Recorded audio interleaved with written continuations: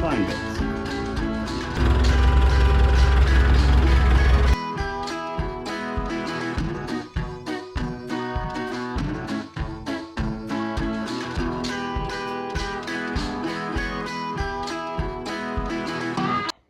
Tina's got a quiet night and it's the first time I've been in the workshop for probably a month now. I thought I'll try and squidge the front half of the tractor to the back end of the tractor, or to the rest of the tractor, should I say.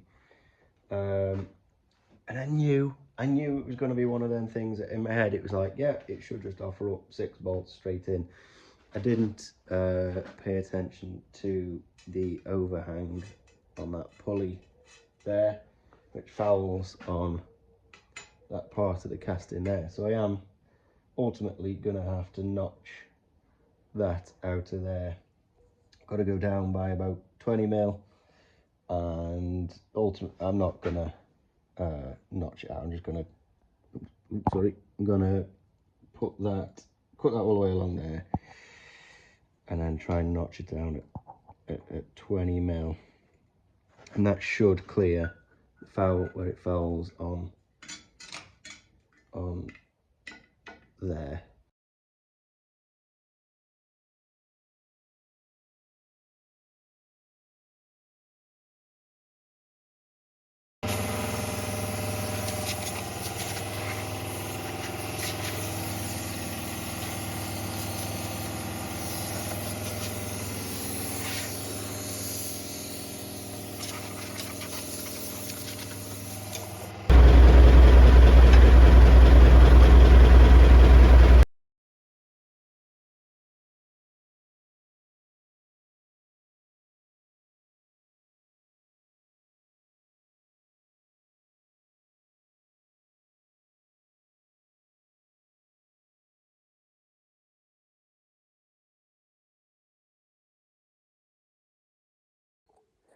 Okay, so it looks like it's on, and that side is on. There's a bolt through it there, you can see.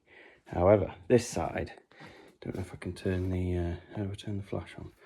I can't, but you just have to trust me.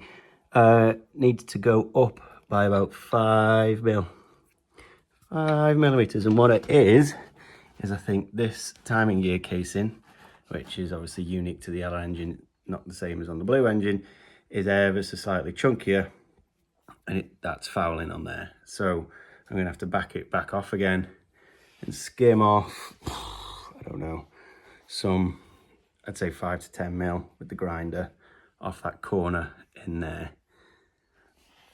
Might need to take some off the whole top face, that all of that could touch. But like I say, that needs to just go up by, let's see with the camera. Well, that one. Hang on. Take that out so you get some light. Can you see how much it's off by? And that's how much it needs to go up.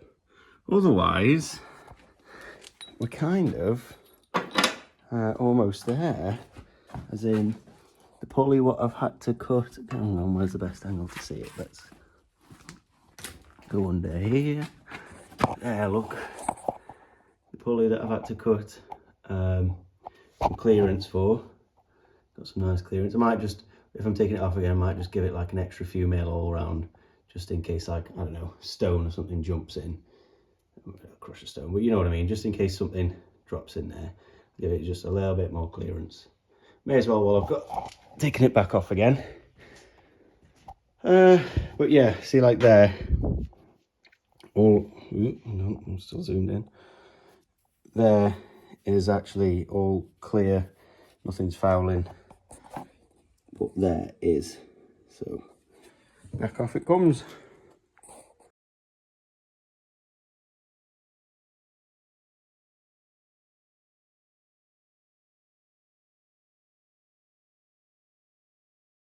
Now it's off, you can actually see what's been catching, which is there and there, so that's actually a pretty good indicator. Granted, it's quite close to that bolt hole, but there is nothing I can do about that other than take a bit more off at the back than at the front. But even so, it is going to be tight. It just is what it is. Okay, I've ground that down now. I think that's enough. Shape that to the shape of the custard on there. Taking a little bit more out of there. Let's see if it goes together this time.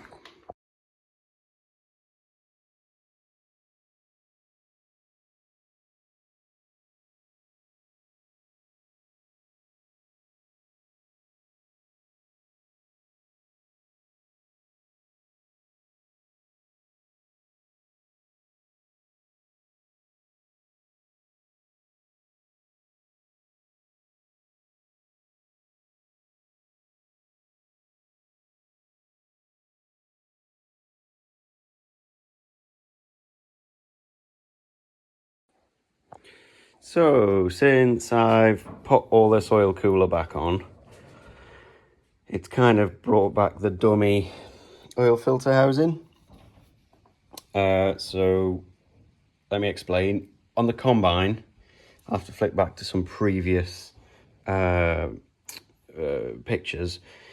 The oil filter housing, which is this here, is a remote housing, and it was over on the other side of the engine because when it's on the combine, you couldn't really access this side very easy. So the oil filter was relocated over there, and with that came some big steel pipes that went round the back and over there and over to the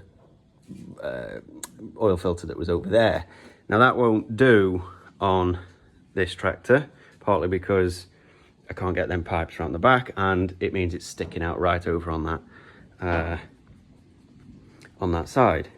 So I've brought the oil filter relocation unit, and I've tried different places, and I've thought about, could I use flexi? But so this is the best I've come up with, which is to mount it on the side. Now I can clean that up, the mounting of it, afterwards, and that means that the oil filter will be there. Now it's the best I can do. I can't really get it in here. I did think about having it up in the dashboard there, but it's awkward to get to. Again, more pipe work. So the best option I found is to cut some of the original pipes, which is these here, which you will have seen just on that picture. They were the same pipes that went round, and I've cut them and I'm shaping them so that they will, let me take this one off for you. Hang on, bear with me.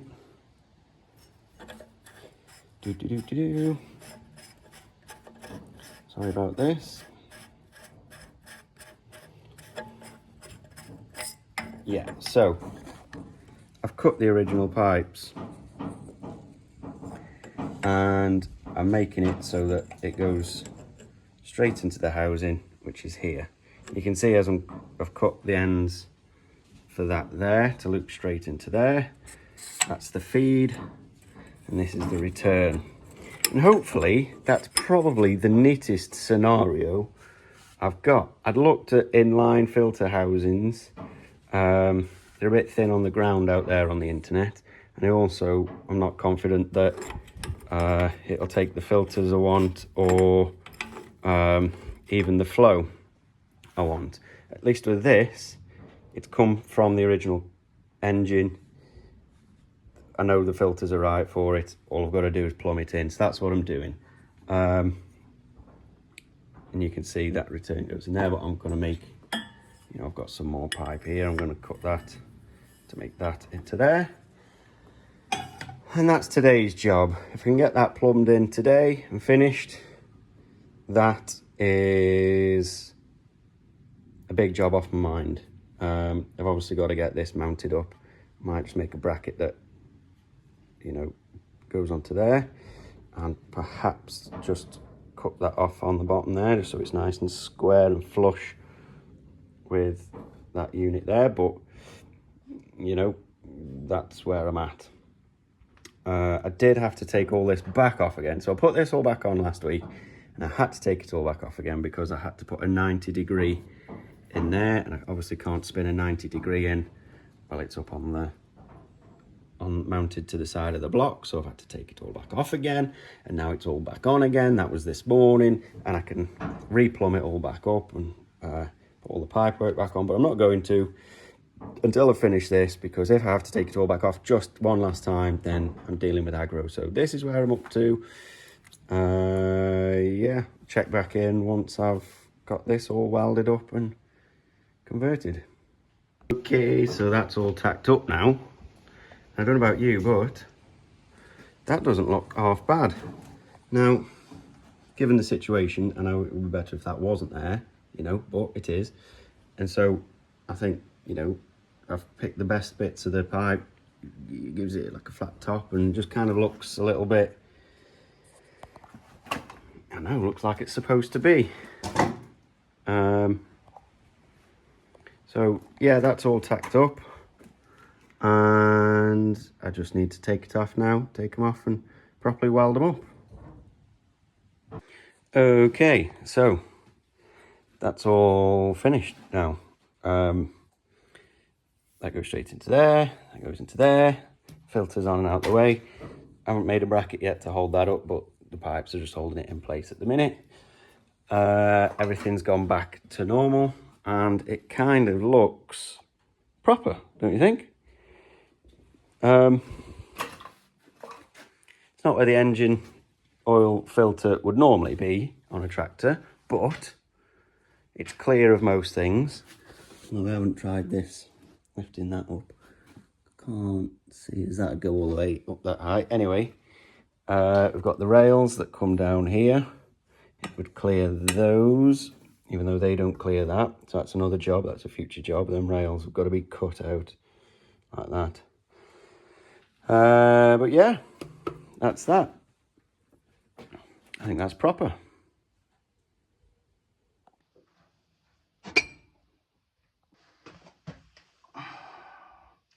That's something I didn't even think about.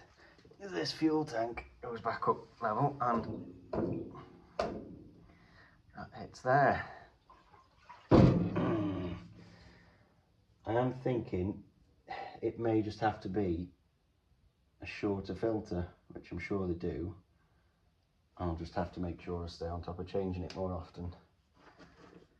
How much more up, further up that needs to go, I don't know, but it's an old Macca filter I'm just using for sizing up anyway. But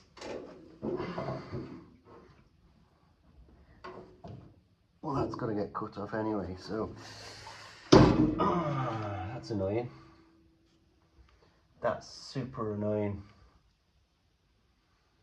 Super duper annoying.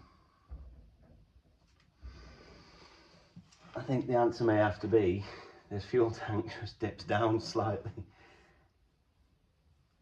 It's just one thing after another. Yeah, it may be that the fuel tank just has to dip, and that's it. It's just how it is. You probably might not even be able to tell when it's all done, but I think I can get it to about here. Hopefully I could find a fuel filter that's not quite so deep. Well, I've got the radiator off, so I'm about to start lining that up. I'm just giving it a flush out. I think it's easy to do while it's on the floor than it's back on the tractor, so that's what I'm doing.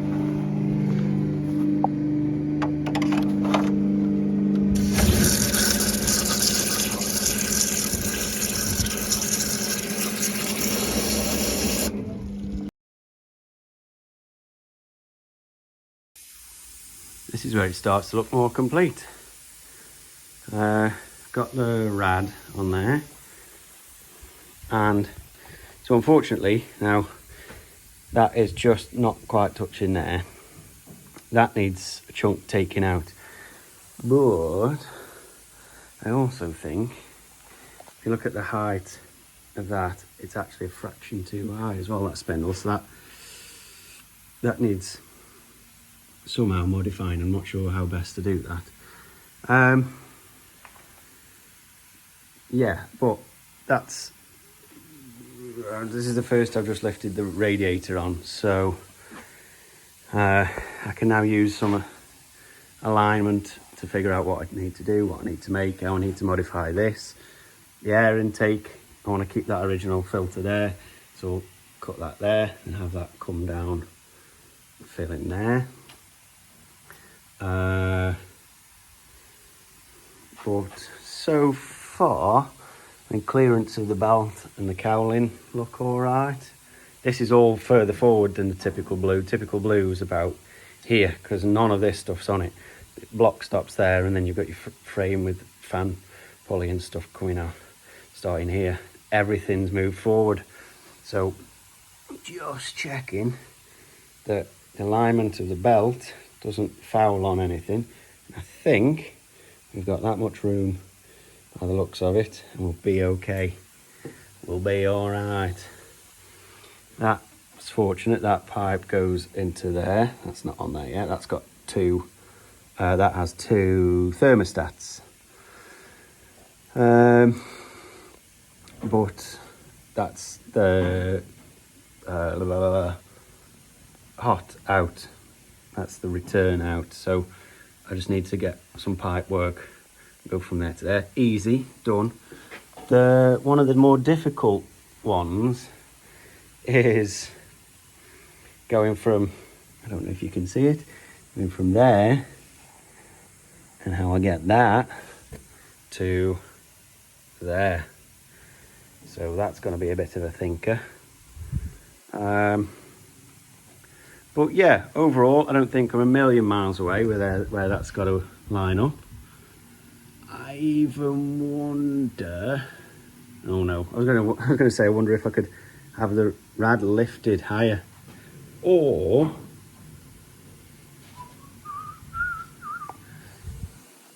I wonder if I could have a different cowling, like modify the cowling somehow. Well, I don't think I can, because look how close I am to that there. That's annoying. But anyway, I'm at this point and I can start doing some thinking and tinkering and drawing and weighing up. Yeah, we got this. We're getting there. And also, look, it's starting, obviously we get rid of that.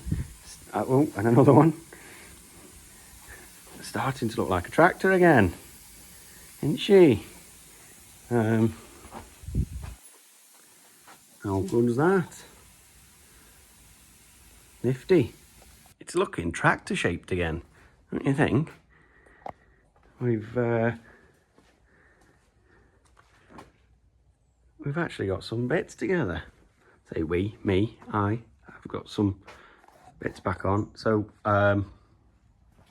started putting all this back on, all this frame back on, and what that'll do is it'll just line up the radiator to where it needs to be. Then I can work out the measurements as to what to create, how to make like a spindle for the fan, using that as a template for the bracket, and that as a template for where the fan needs to go, and do some measurements and whatever, yeah, and make that work. It's cutting it very close to the water pump that's there, but the fan does just fit snugly in front of it.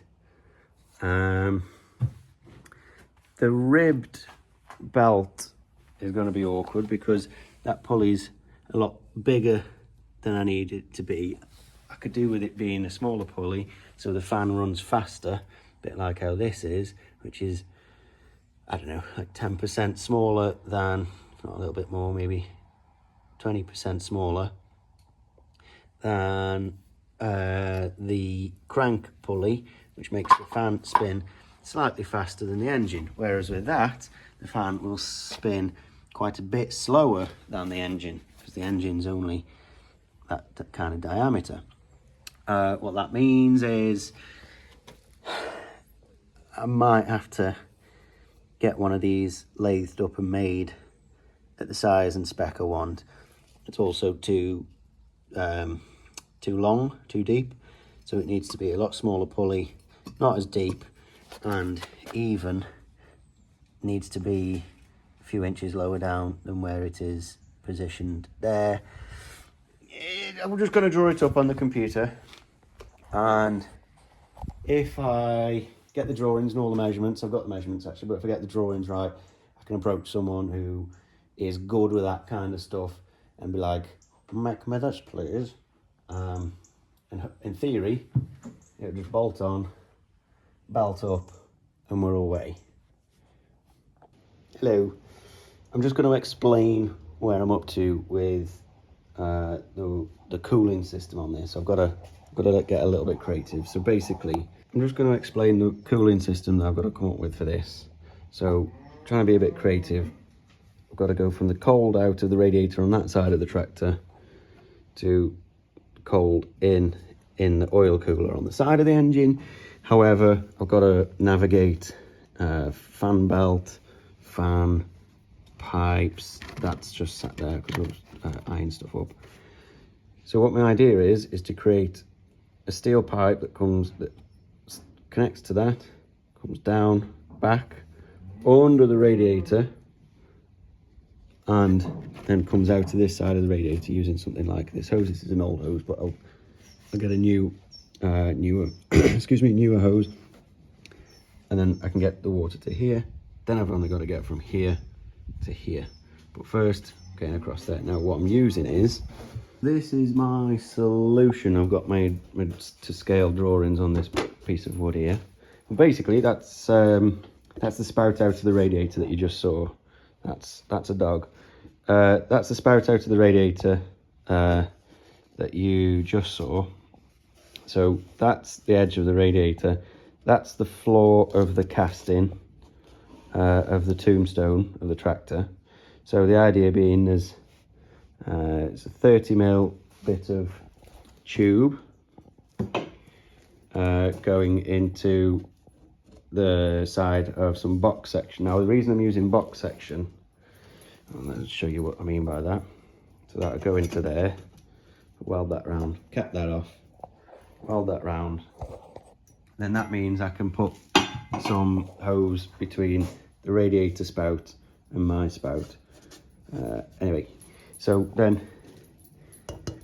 I'm cutting these to go out of the radiator, down under the radiator, because I've got to get past the pulleys. There's the engine, the crank pulley, and then there's some the power steering pipes also go there. So I'm limited on space. I've got some sharp corners to do. That's why I've picked the 50mm box, is because volumetrically I feel like the sharp corners wouldn't be as restricted as if I were to put 90 degrees into 50mm pipe, which that's the size of the hoses that it had originally. So I did the calculation.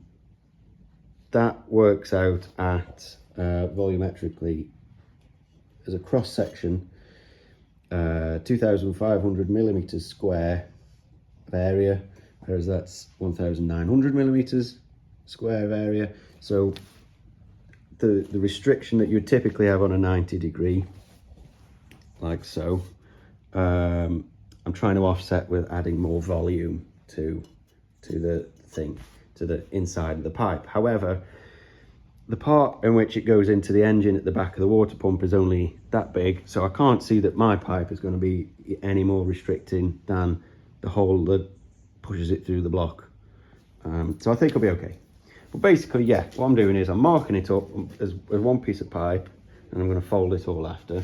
I'm using, to cut it, I am using a circular saw. Yes, circular saw. It has got a metal blade in it, and this thing is for steel, and it's a monster of a thing. If you've never seen one before, have a look at Evolution, their metal saws. This thing just minces through it. So I'll try and set the camera up and show you that working. You have to have some really good eye protection on this, because even goggles like this that are properly fitted, this sends out little chips, little steel chips of cuttings as it's cutting through, and they can even bounce through and make their way up into the tiny little gaps.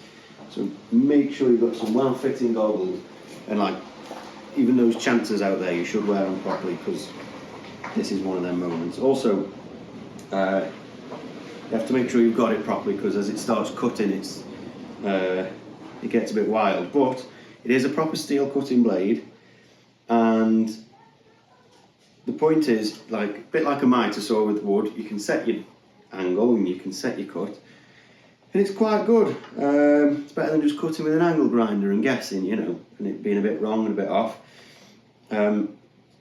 But yeah, alright, so let's give it a whirl.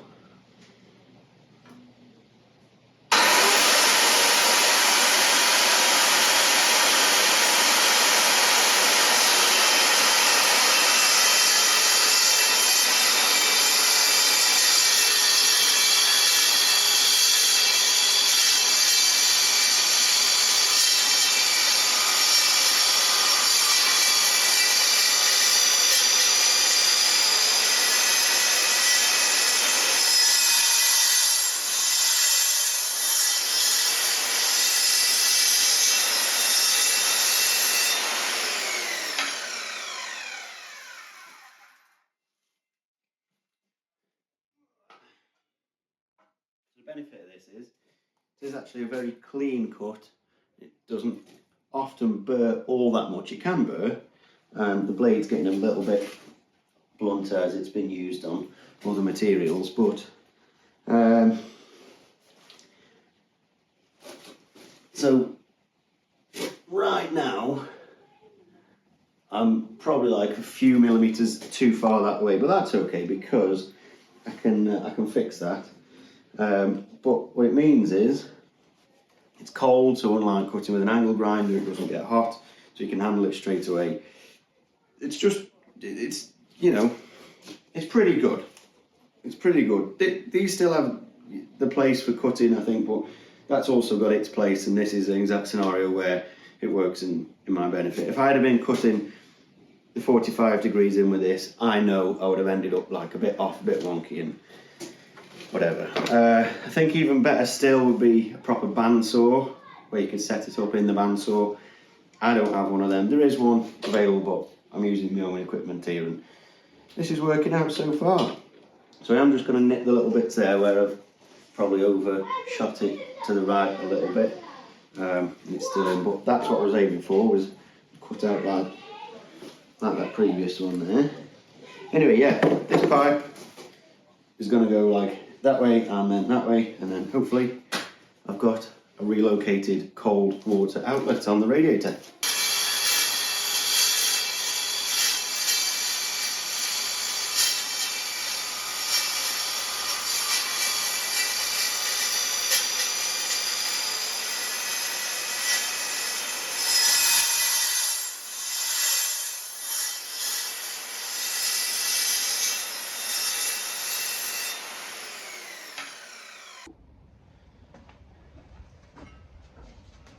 So this is what I've made.